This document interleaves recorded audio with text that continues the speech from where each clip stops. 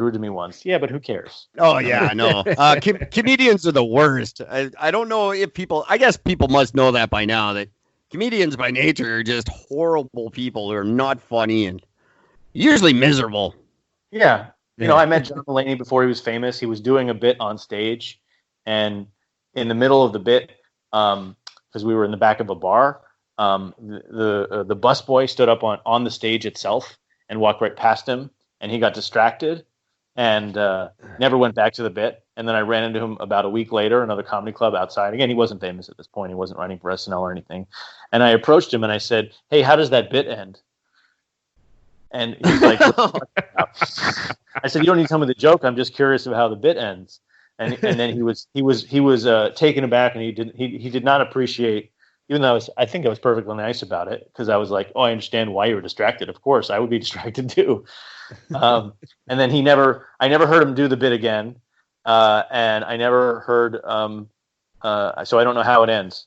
I remember essentially the concept, but I was curious where it was going. It was something about reading his girlfriend's email or something, and I never learned where it went. So I don't think he would do it now. So yeah, but other than, I mean, I don't have like stories of working on sets except someone was tired that day and they were rude. I mean, you put up with it. I mean, it doesn't. I think of it. There was a famous website in the aughts called the A-List, and it would have like every Hollywood rumor about every actor. Yeah. And then it would have all this gossip in it. And most of the gossip were like waiters who were like writing in. Like, I served this person and they were rude. They're rude. Or, gay rumors or whatever. And they were called FODs or Friends of Dorothy. Yeah. And it was just nonsense. And it's the same thing. I'm like, okay, so you're going to characterize this whole person's life as being rude because, you didn't get a big enough tip, or you mistook how they looked at you, or they didn't look at you long enough, or they didn't respect your fawning over them as a waiter or something. I don't know that, you can characterize any interaction that way. You don't know if someone had a bad day. I mean, yeah, I don't judge it that way. I find there's people. No, John Benjamin, by the way, was just sincerely rude to me for about an hour. But there's people who are just never like that. I find, and I just tend to respect them more. Mm-hmm. Larry Miller was a good example for me. I got to open for Larry Miller at a comedy show. Mm-hmm. He was hilarious, but just a really cool, humble guy. Seemed more excited to meet me than I was to meet him, and I just always love that about celebrities, especially someone of his stature. Yeah, he still does one of the great bits, the 5 stages of drinking. Yes. Even I know that one. I watched that maybe a year ago, and I'm like, this still holds up. Yeah, he's one of the genuinely nicest people I've ever met in my life. And he actually sat in the audience for every other comic before he got up. That's cool. I appreciate that. Yeah, I thought that was really neat of him. Gord, do you have a famous friend? You got the Iron Chef, buddy. Yeah, my a buddy of mine went to high school with him, friends with. He's a chef, top-rated chef in Canada.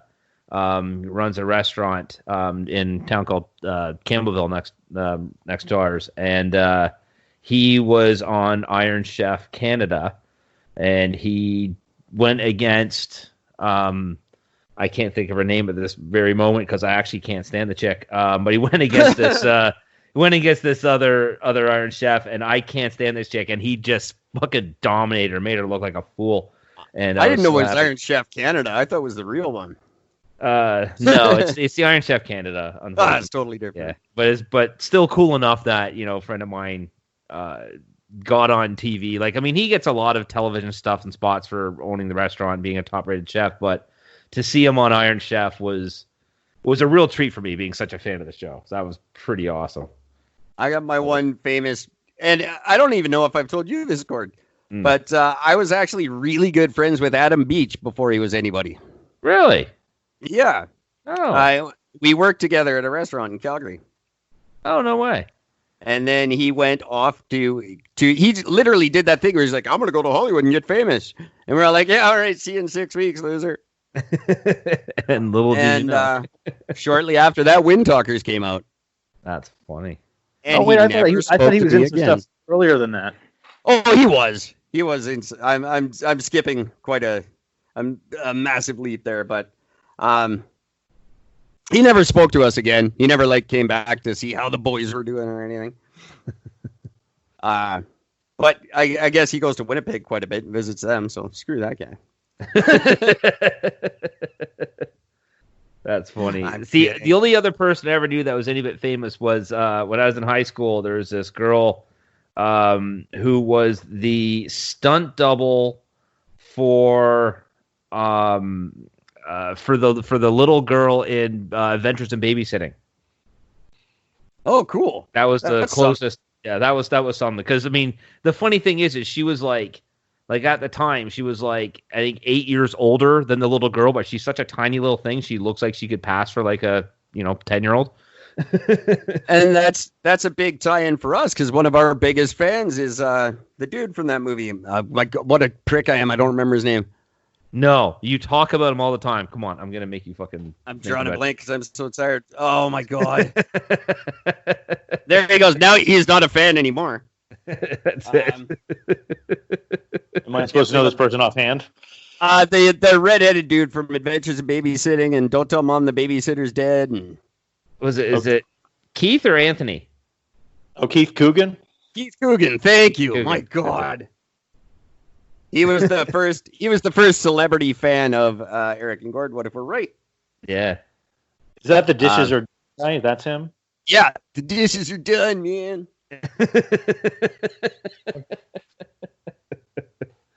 I don't. He's I get weirdly unfamous people who like me. Ashley Simpson, very famously, was a fan of this show. Briefly, yeah. We get the whole B team listening to us. I love it. So I'm going to get a big boost, is what you're saying? You're going to get a huge boost. We have a very small, very loyal audience, and we appreciate them. It fluctuates here and there. It's going to get bigger. We've got a movie coming out this summer. Not quite on your level, but it's more like South Park before South Park was known level. I'd like to say it's primitive Spirit of Christmas stuff. It's more of a kind of a Robot Chicken type deal. It's a little animated thing I'm doing about me and Gord in the future. We're robots. We're in a horrible car accident and we're made into robots, and nobody likes us. Basically, this is enticing. It is. Well, I could give you the full rundown, but I might have to cut it out of the show. What it is in the future, Amazon. There's no more soldiers in war. There's no humans involved in war. It's all drones. And Amazon makes a deal to hire the drones when they come back from war. Amazon promises to give them all jobs. Mm-hmm. And they're all these delivery drones for Amazon, and people just start getting pegged off. Humans are just dying left and right. They can't figure it out. Turns out all the AI drones have PTSD that they didn't know was happening. Mm-hmm. So to cover up their mistake, they frame Gord for blowing up the world.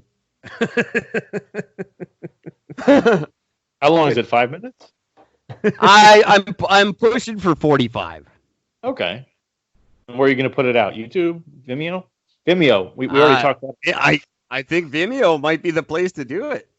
There's a bunch of little 1-minute movies I've been making. They're horrible, bad little cartoon things. I've been making them for years, just based on me and Gord. And nobody watches them. I do. Me and Gordon, I think 3 12-year-old girls. They're really not funny, but I find them dreadfully hilarious. I don't even know where you can find them. I think they're on Facebook right now. I'm pretty sure they're still on YouTube too, aren't they? They could be. I love the idea of making a film. I'm constantly writing them. I'm no good at it. I have no talent. I can't act to save my life. But I really like the thought of me doing it. Yeah, but it's not worth it. No, but I think my projects are like I'm currently working on a remake of Rocky 4 with me in every role. Okay. And that's just darn funny. Especially because I can't act. That's Are you going to probably play? Hold on. The most important role in that whole movie is the towel that he won't throw in. So you're going to play the towel. That's also? true. That is true. I didn't think of that. I could play the towel. And then the other most important person is the guy who cut all those montages together. Oh yeah, of course. Did he not? No, it was would have been He directed that one, but did he direct that one? I wasn't sure if he did or not. It's been referred to on We Hate Movies, the We Hate Movies podcast, as feed up directing. Oh, absolutely. Which it absolutely is. Half the movie is made up of montages or footage from the previous movie, and it barely runs 85 minutes. That's a great way to do it. And then, I mean, it's a Full Moon Pictures way of making a movie, except on a big budget. Full Moon made all the Puppet Master movies, and a lot of things like that. And what a lot of the Puppet Master sequels will have huge chunks of footage from previous Puppet Master movies, and just to fill out the time, like there'll be like maybe 45 minutes to 55 minutes of sort of footage, and then 20 to 25 of padding, and then they get to their 80 minutes, and they're like, "We have a feature." What's weird about Rocky IV is that it's that same mindset, except it's a big budget thing. Yeah, it was. Well, it was. I think it was a big vanity piece for him. Everything's a big vanity piece for him. He just wants to get crucified and be Jesus. I mean, that's the plot of every one of those things. Rambo, and it works. I love Rocky. I didn't realize there's a new Rambo. I don't know how new it is. Last year, Last Blood. Rambo Last Blood. Yep. Yeah, I didn't see it. Just discovered this, and neither did I. But I just got a free month of Amazon Prime, and it's on there, so I'll check it out. I'm actually going to be watching that tonight. Just throwing that out there. I understand. Oh, good for you. It's a good movie if you don't like Mexicans.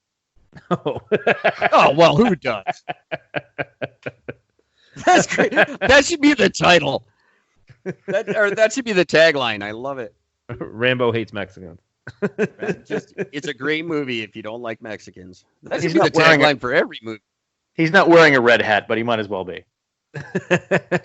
I see.